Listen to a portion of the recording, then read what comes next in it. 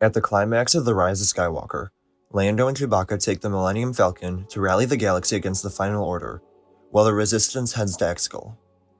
When all hope seems to be lost, Lando arrives with a galaxy fleet composed of thousands of various ships and vessels, who had all come with a common goal: to end the Emperor's tyrannical reign on the galaxy at Exegol. But how was Lando able to gather so many people in such a short time? The Rise of Skywalker expanded novelization included a lot of new information and details that weren't included in the film, which it has the ability to because it isn't constricted by a runtime or by needing the money to go film more scenes. One such scene that was included in the novel followed Lando as he left Agent Kloss and planned over how he would gather the galaxy in the short time that he had. The passage reads, "He left Chewie's quarters, going over their plan in his head. He couldn't rally their allies individually in the short time they had, so Beaumont and Connex had plotted a course that would take them past First Order jammers, where they could transmit a call for help at strategic coordinates. A few key figures, like the former Mon Calamari ambassador, would be contacted directly and given the special Calrissian touch, but mostly their goal was to jump, transmit, over and over again until time ran out." This was something I doubt many people thought of or wondered about when they were watching the movie, but it was something that I found interesting when reading through the novel.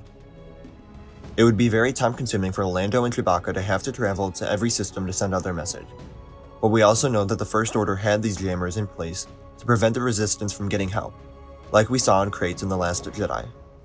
So this passage shows us how Beaumont's Connex played a pivotal role in amassing the galaxy fleet, helping Lando to seek out specific coordinates and locations in the galaxy that would provide the widest range of reception. I'm not quite sure why exactly the former Mon Calamari ambassador is important enough to warrant a direct message from Lando, but that may be from another Lando story that I'm not aware of. I feel like if it was someone we knew well, they'd just use their name rather than the title, because the first person I thought of here was Admiral Akbar, since we know he's at the Battle of Exegol, but fans know him well enough by that name, where I don't see why they would have referred to it by anything else. My guess here is that Chewbacca did most of the piloting, while Lando would send out the message at every interval. And with the size of the fleet we see arrive at Exegol, I'm interested to know how many places they got. We'll probably never know, but I think that would be a fun story to tell in something like a one-off comic issue. Let me know what your thoughts on this passage are in the comments below. Remember to like the video, and follow me on Instagram, Twitter, and TikTok.